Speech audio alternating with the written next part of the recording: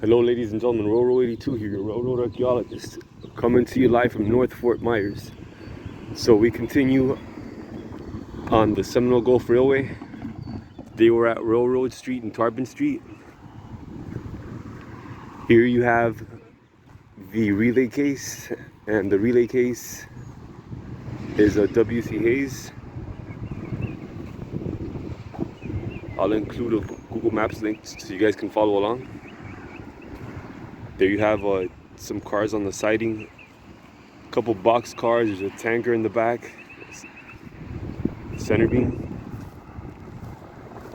Here you have an MI, it's part of the crossing over here. And then here you have the emergency contact info. Wabco again.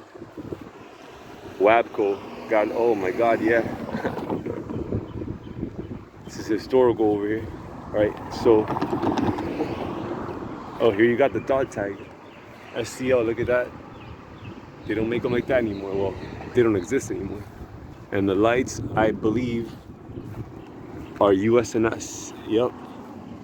Well, one is, that far one over there is W.C. Hayes.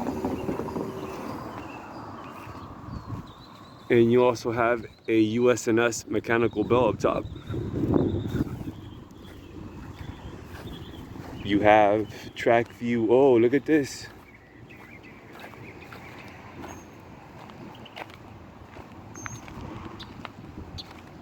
That's probably from Hurricane Ian. I think those are the old fiberglass ones. Yep, they sure are. And then here you have siding. It ends over there. That's facing east.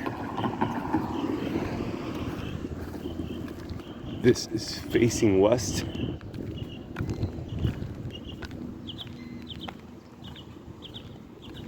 Here you have your whistle post. More Wabco equipment. Wabco. Whistle post. Wabco. US&S all the way, even with the mechanical bell and the emergency contact info. So yes, as I said, facing west and facing east. I'm gonna go see if I can get those rail cars for next week, guys. So stay tuned. Drop me a comment, please. Thumbs up, it helps me in the algorithm. Remember, I drop videos on on Sundays. Always a pleasure. Thank you so much.